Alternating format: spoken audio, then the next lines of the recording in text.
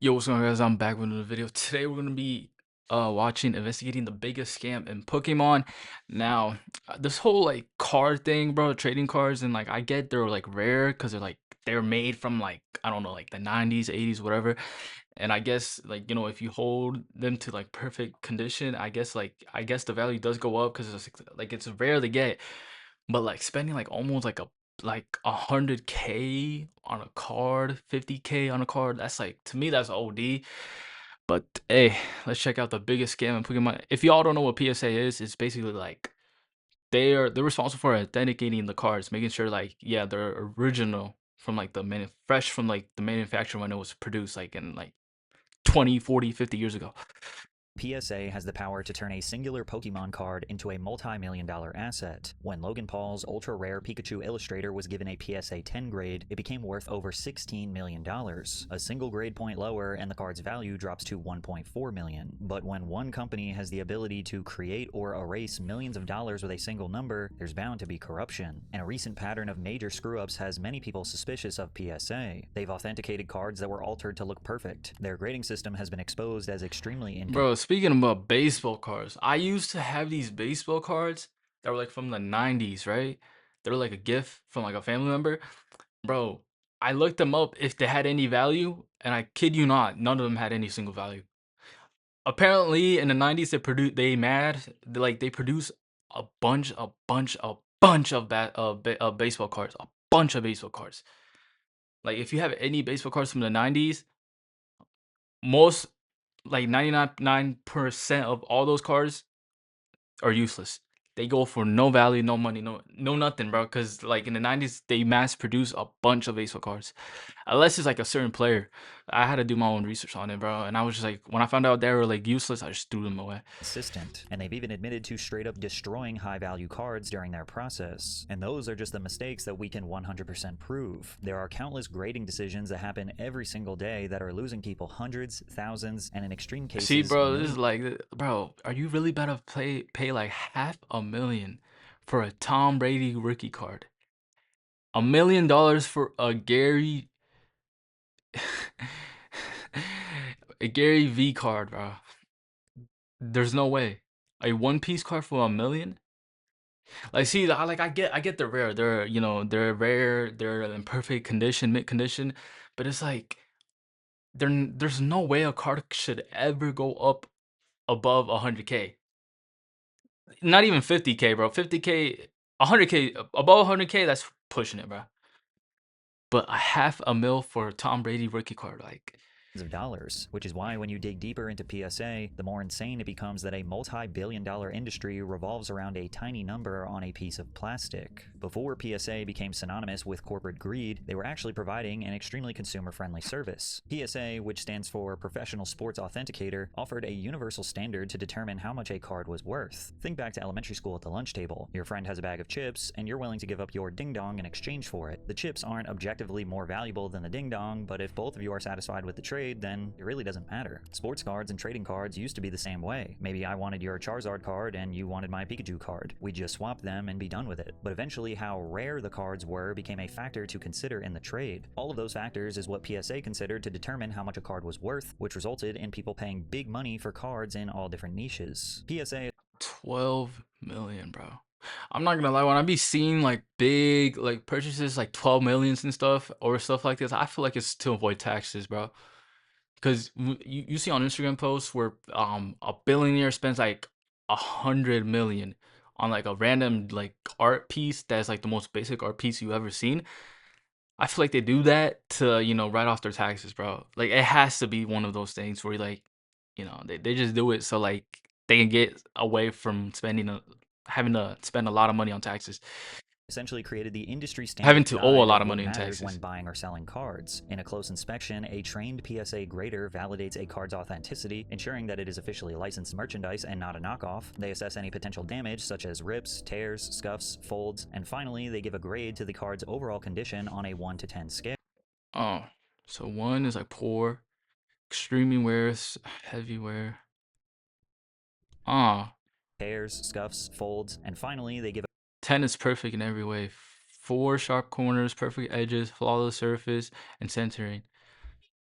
Ooh, I never knew what PSA 10 or 9, like I didn't know what the grading scale was, but yeah, even like minor things will get your stuff down to 8.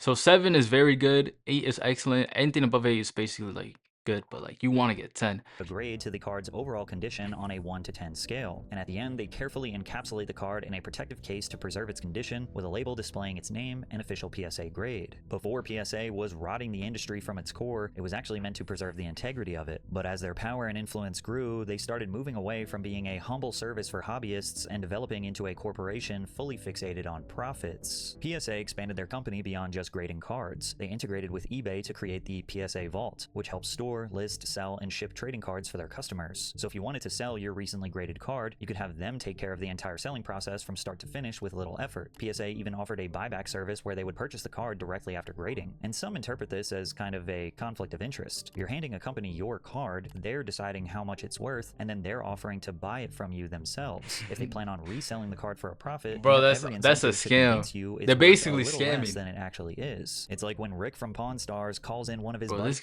this guy right here, bro.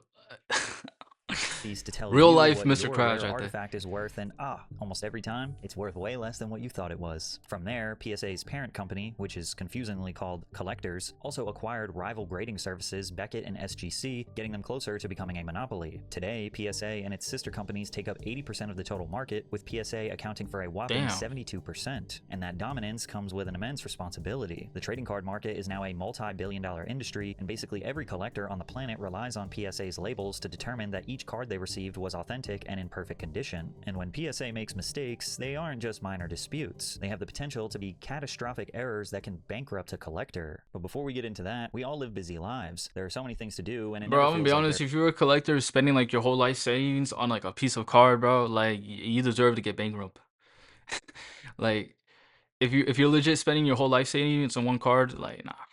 In 2017, a 1952 Stan Musial baseball card sold for $2,800. It had slight imperfections, including a black dot on the border, as well as a few small scuffs on his jersey. All things considered, the card was still Literally in the great condition and smallest received a details. PSA grade 9. 7 months later, another copy of the card was sold, this time a PSA grade 10, for a price of $28,100. The problem is, these were the same exact card. Natural markings on the back of both were identical, meaning that someone had covered up its imperfections and resubmitted it to PSA, got a higher grade, and made tens of thousands of dollars. PSA is supposed to inspect every card closely before giving it a grade. It checks for scratches, scuffs, and imperfections, but it also ensures that the card is both authentic and unaltered. Like when you and I look at a PSA 8, 9, or 10, we just kind of say, yeah, I mean, it looks perfect. But PSA's job is to notice the tiny things that we never would. Maybe someone repainted a tiny white chip on the edge, or they trimmed a fraction of a millimeter off the border, or they managed to fix a crease that used to be there. And even Then still, how do you might you wonder fix a what the big crease deal that is. good? I mean, if a card can be restored to pristine condition, then why should it matter if it was original or not? Well, it's because the history of a card is a major factor in its value. To see a card preserved for almost 70 years without a single flaw doesn't just make it worth more money, it's also just objectively cool. And this is not just true for cards, it's really true for about anything that is rare. The flowing hair silver dollar sold for $10 million in 2013. Yeah. That's because this coin was Damn, the first 10 $10 mil? coin issued by the United States federal government in 1794. Somehow, someway, this little coin was preserved for 220 years. If nobody cared about preserving anything that was rare, then we'd all just buy one-to-one bootlegs. Authenticity matters, and PSA was meant to ensure all aspects of a card were authentic, but they messed up too many times to count. A Billy Maloney card from the early 1900s was purchased for $81 before being altered, regraded, and sold for a $900 profit. A 1952 Mickey Mantle card was altered.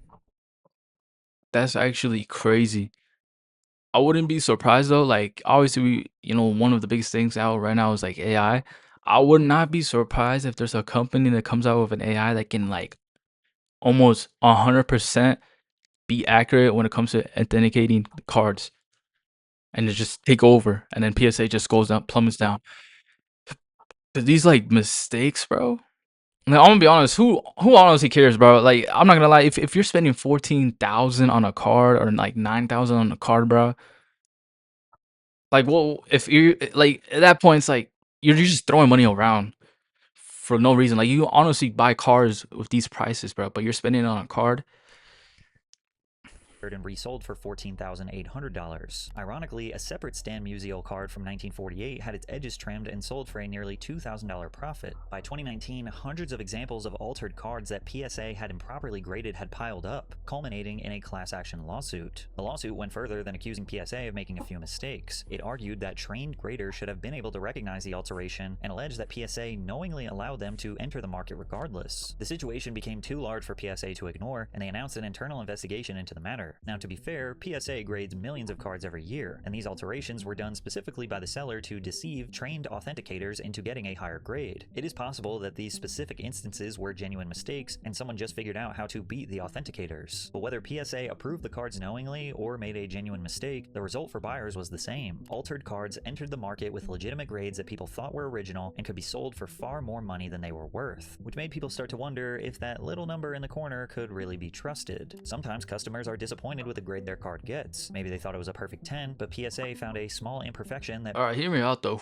Realistically, who will be able to stop them if they're the one making those like like small fixes? Like we already know they're offering, like when they authenticate a car, they're offering a buyer like very low amount of money because they know it's like more valuable than that. Who's to say they're not also like fixing a car to make them look pretty and then just giving a PSA 10? Because realistically, no one would actually like fat check PSA. Like they wouldn't. bumped They it can down to a honestly get 9. away The with that. customer now has two choices. They can accept the result Or and at sell the least, honestly, they can like think they can get away with it. But obviously, they're not gonna get away with it because it's already like been known that they're making mistakes like this. card, or they can resubmit it to PSA and hope for a better result. Pokemon card collector and YouTuber Pokemon Steven submitted approximately 10,000 cards to be graded by PSA over the past couple of years. A little under 200 of his cards received unsatisfactory gradings. He believed that these cards were actually 10s, so he decided to resubmit them on the off chance that someone had made a mistake, and the results were shocking. 81 PSA 10s from the regrade experiment. 189 cards in total, so 108 cards did not make the cut. 81 of the resubmitted cards were bumped up from a PSA 9 to a PSA 10. That's 42%. But he had not changed the card at all. The corners, the art, the surface were all exactly the same as when he submitted them the first time. The only thing that changed was the grade itself. And as discussed prior, the difference between these two grades can mean the difference of hundreds, thousands, and in extreme cases, millions of dollars. What one inspector views as a 9, the other may view as a 10. And it's starting to seem like the only difference is how lucky you are when your card is being reviewed. PSA's grading system is supposed to be an objective measurement of the card's condition, but as more controversies pile up, the grading seems subjective. Just goes to show that people are insane for paying such a massive premium for 10s. PSA is a huge scam, but resubmitting the card could also hurt its value. Another collector submitted over 100 cards to be regraded, 19 were given higher grades, but 34 of them were actually given a worse grade. But why does this happen? I mean, the rules are clear enough. 4 perfectly sharp corners, full original gloss, no stains or no scratches, with a slight allowance for printing imperfections. The problem is that a human grader still has to decide what counts as perfect. Maybe there's a small mark in the artwork that one grader notices while the other one doesn't. What one grader sees as a printing imperfection, another may view as an unnatural defect that bumps its grade down. So now, submitting to PSA is like gambling, especially when you consider the fees associated with this process. Submitting to PSA for grading costs $25 per card plus shipping, and they do offer slight discounts for bulk submissions. But think about it, if you get a low grade, your card could be worth less than Alright, I mean, come on now, like $24, like to get like one card check. But if you like get more cards in it, you can get it down to like $17. That's not like crazy. I mean, it is gambling, but it's not like if they were charging like 100, 500 to get them like authenticated, then the last one is like but a premium goes all the way up to 99,000. I mean 9,900.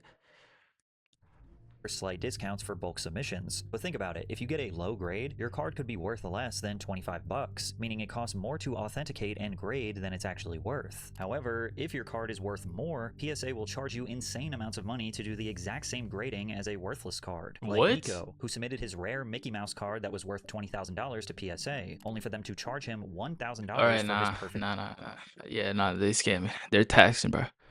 Like I was like, I mean, it's $24, $25 with taxes, probably like 26. But like, if your card actually is worth something, they'll upcharge you up to 99, and then they'll do that small thing where like, oh, but we'll give you your money back if you sell it to us, so we can sell it more and make more profit. Like, they scamming, bro. They actually, this is what happens when like a certain industry gets monopolized, because they're like in charge about like 80% of authenticating cards. 80% is PSA. 10 grade, or Scruffy, who was charged $150 for a 10 grade 2021 Pokemon Sword and Shield Evolving Skies and $600 for a 9 grade 2002 Charizard Reverse Foil. There is also John, who was told by PSA his card was worth $25,000, which is why he needed to pay them $1,000 to authenticate it, but then Wait, hold on, what? Same 1K. his card was worth $25,000, which is why he needed to pay them $1,000 to authenticate it, but then his card only sold for half the value they claimed it was worth. And no, they didn't give him a $500 discount and say, oops, we messed up. And he still made a great profit, but remember that the grading process for all of these cards is exactly the same, and you don't know what they are going to charge you until after they have already done the service. Nah, this has led some that's straight up collectors to scam. accuse PSA of intentionally Bro, having they're straight up robbing people, and people are just taking the bait. consistent grading, so people will just keep submitting their cards for additional gradings. This is unlikely considering they've been shown to both overgrade and undergrade cards. Then again, there are stories that make it easy to understand why some collectors still remain skeptical. The most notable example of this is when a collector named Preston submitted 30 separate Pikachu Zekrom GX cards to PSA for grading. He anticipated that most of them would be perfect 10s, but he was shocked to discover that none of them received a perfect grade, with the vast majority of them receiving PSA 9s. In spite of his disappointment, Preston opted to sell the cards through PSA's buyback service. However, he kept records of the serial numbers on his cards and searched them later online to discover that 11 of them had been listed as perfect 10s. Around this time, a PSA 9 of this exact card was going for around $41, while a PSA 10 was nearly $200, meaning that PSA bought them from him as a 9 and sold them as a 10, and Preston missed out on around Yo, see, that's what $1,500. I said earlier. Who's gonna stop them? Like, they'll definitely be able to get away with it for a little bit. Obviously, someone will eventually stop them, but like, that's what I'm saying. Like, everyone trusts them to like everyone in the whole carding industry trusts them when it comes to authentication of cards. Who's to stop them from like lowering the value of a card to get you to sell it to them, so then they can just switch up on you and put a 10 on it and sell it for way more? Like, who's gonna stop them? For all 11 cards. And this highlights the conflict of interest I mentioned before. The only people who can change a grade are PSA themselves, so if they are authenticating and buying and selling cards, they could theoretically change the grade of any card to maximize their personal profits on the sale. As you can see, this is a legendary collection reverse PSA 10 Mankey that's listed on eBay by PSA themselves.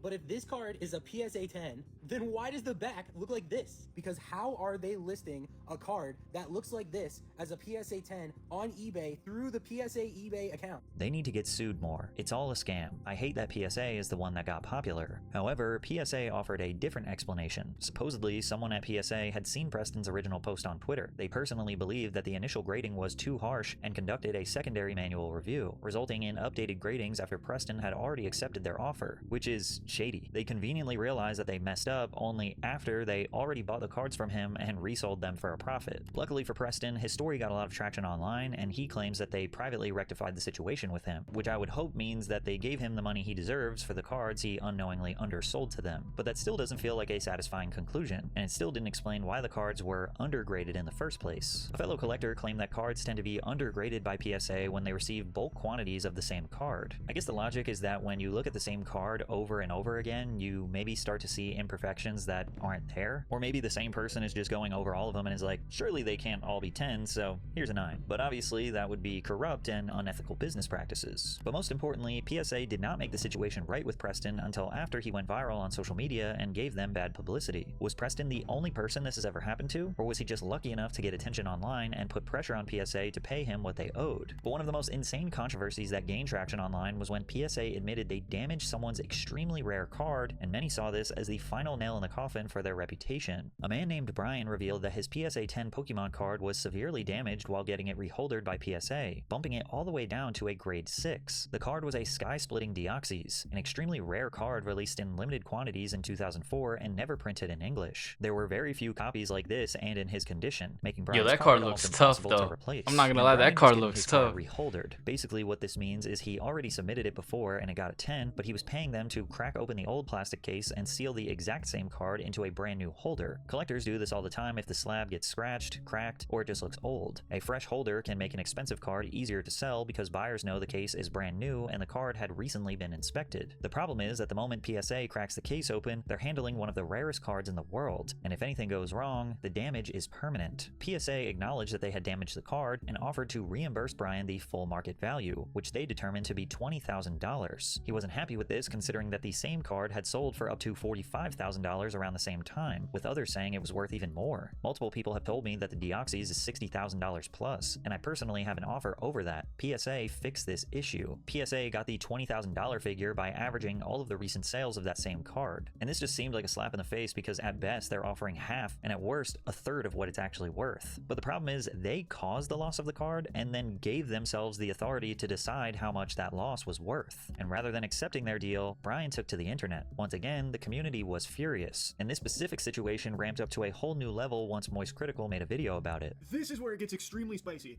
That card sold only a couple of weeks ago by PSA. And this is where it gets a little conspiratorial, but I think there's a lot of merit to it. There are people that are speculating that they didn't actually damage his card when reholdering it. The encapsulation process, it's a psyop, it's not real. What they're thinking might have happened is PSA, when reholdering that PSA 10 Deoxys that was submitted, they took it and then sold it themselves, and then instead gave him a 6, saying that it was damaged and now it's it's down to a 6. I'm not gonna lie to you, I will crash out, bro. I will spend the most amount of money on the best lawyer if that happened to me, bro. Cause nah. Bro. And the thing is, like, they already hold like 80% of the car market when it comes to authentication, bro. So it's like it's gonna be, I don't know. It does leave space for a new company to come out and authenticate and hopefully take PSA out the market. But like when you already like 80% have control over the market when it comes to authenticating cars, like it's gonna be hard for people to stop, everyone to stop, like, still, because people are still gonna be using PSA. They're still gonna be using PSA and still be selling cars authenticated by PSA, and people are still gonna trust it. I guess PSA now stands for Pro Scam Artists. Critical brought awareness to this dispute far outside the card collecting community, putting PSA under more pressure than ever before. Brian announced they had come to an agreement that he was satisfied with, indicating that he was compensated for the proper market value of his card. By this point, the pattern becomes a bit too familiar. PSA rejected a complaint, the collector went public on the internet, and then the company changed their mind after the story went viral. There are dozens of other examples of PSA destroying their customers' cards, and you have to wonder if these individuals were ever given proper compensation. Probably not, because a massive YouTuber didn't make a video about them. And now I'm just genuinely curious if anyone watching has ever had this happen to them. Like, you submitted a card to PSA and you know for a 100% fact that they messed up your card and then sent it back but hoped that you'd never notice. Comment below if that happened. PSA's grade is supposed to be a symbol of reliability and prestige, but these days their reputation isn't much better than a sketchy pawn shop. And yet, people are still sending in millions of cards to PSA every single year. That's what I'm saying. Well, like, the thing is, most collectors don't continue to use PSA because they trust them. They continue because they have no other realistic option. There are other companies like they that do control gradings, but a literally card the with whole a market. PSA label can sell for far more than the same card graded by a competitor. Leaving PSA for another authenticator would significantly cut down the overall value of someone's collection. And with the prices for some of these cards, we're talking about millions of dollars in value right down the drain. Boycotting won't work because all collectors would have to do it together. The market has decided that PSA is the gold standard, and it's almost impossible to go against what the market wants. As long as buyers seek out PSA graded cards, sellers will continue to sell them, which means that they will just have to deal with whatever nonsense comes with working with PSA. This is why monopolies are supposed to be illegal. But above all else, PSA is just another example of how any hobby or niche eventually gets hijacked and exploited by corporations. The same thing happened with sneakers. Any regular person who wants to occasionally, maybe once a year or every other year, buy a nice pair of sneakers has to deal with insane price gouging, unavailability. Alright, but that's not really, look, the thing is, the difference between sneakers and cars, the cars things, everyone in the market trusts PSA.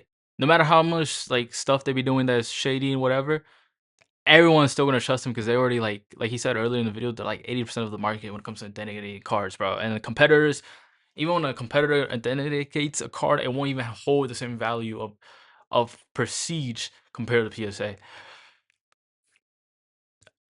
The difference between that and sneakers is, sneakers, it's not really the corporation. I mean, the corporation do tend to like not make a bunch of pairs of sneakers.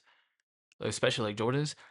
But it's not really the corporate's fault. It's more of the sneakerheads, the resellers, bro. It's mainly the consumers who be reselling that mess up the whole sneaker market for everyone. And now people are upcharging these insane prices for sneakers that were only worth like $200 when Nike released them.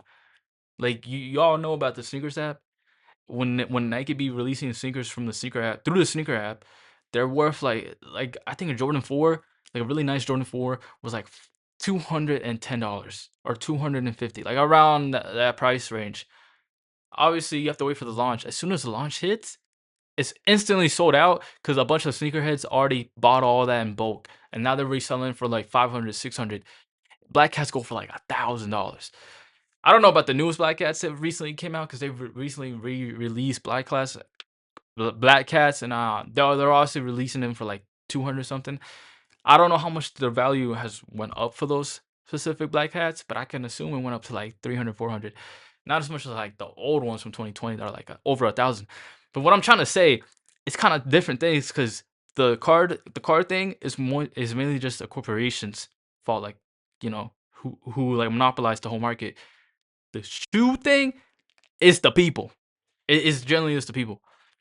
Maybe the corporate had some things to do with, but it's mainly the resellers that mess up the whole shoe game. Of sizes because collectors or resellers pay thousands of dollars just to let a pair collect dust on a shelf. Shoes turned into a status symbol, and now it's trading cards. Actually playing with your Pokemon card could scratch the artwork, and wearing your sneakers could scuff them up, which will devalue them, which is ironic because most people buy nice things because they want to actually use nice things, but the only way to protect the value is to avoid enjoying it for what it is. And unfortunately, no hobby is safe from this. It's only going to get worse. Once people begin to put a price on their favorite pastime, they make way for opportunists to take advantage of the hobby and get rich. PSA isn't just a tragic story of an innocent hobby being corrupted, it is a reminder that nothing you love is safe or sacred anymore. And PSA isn't the only business that's built an empire by telling people what their collectibles are worth. Pawn Stars made a fortune with these same questionable tactics. Yo, Pawn Stars, bro. Straight scam. And I'm gonna be honest, most of the things, clips I see on that TV show, they're fake, bro. Obviously, it's scripted. It's a whole TV, bro. But PSA scamming people isn't though. So let me know what y'all think. I'm not gonna lie, trading cards is cool and stuff, but like when it comes to like, I feel like me personally, I would not spend like more than a band on a card. I don't even think I would spend a band. I don't even spend more than five. I wouldn't even spend more than 100 on a card. But would I sell a card for a lot of value? Yeah, I would 100% do that. But hey, let me know what y'all think of the video and what y'all want me to next, and I'll catch you next one. Peace.